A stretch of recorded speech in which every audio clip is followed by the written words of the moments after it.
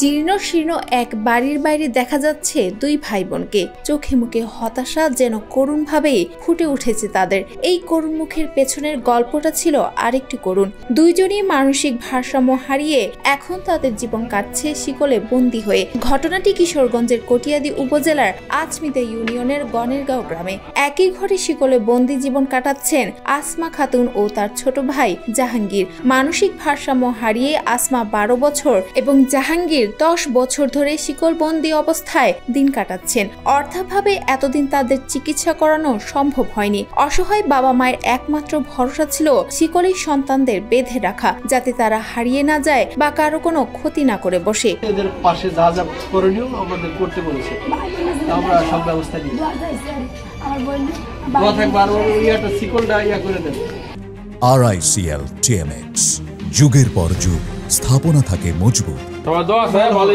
স্থানীয় সংবাদকর্মীদের মাধ্যমে বিষয়টি জানতে পেরে উপজেলা নির্বাহী কর্মকর্তা UNO মোহাম্মদ মাইদুল ইসলাম সোমবার দুপুরে সরেজমিনে ছুটে যান আসমা জাহাঙ্গীরদের বাড়িতে। বৃষ্টিতে ভিজে খেয়ে না খেয়ে এভাবেই বন্দি অবস্থায় বেঁচে আছেন।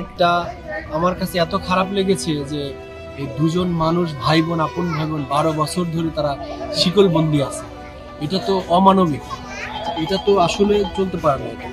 এবং এটা পরে আমাদের জেলা প্রশাসন ডিসি স্যার এটা বলেছে যে আমাদের জেলা প্রশাসক স্যার বলেছে, তো তোমার যা যা করণীয় দরকার তুমি সব ব্যবস্থা গ্রহণ করো। চিকিৎসার জন্য যত ব্যয়ভার আমাদের উপজেলা প্রশাসন ব্যয়ভার বহন করবে এবং এলাকাবাসী যারা আছে আমি সবাইকে বলবো দরিদ্র ফ্যামিলি, একেবারে দরিদ্র, তাদের পাশে থাকার জন্য। আসমার ছোট বোন সালমা আক্তার জানান, মাত্র 15 বছর বয়সে আসমা গার্মেন্টসে কাজ শুরু করেন। ভবিষ্যতের জন্য কিছু টাকা জমা রেখেছিল স্থানীয় এক ব্যক্তির কাছে।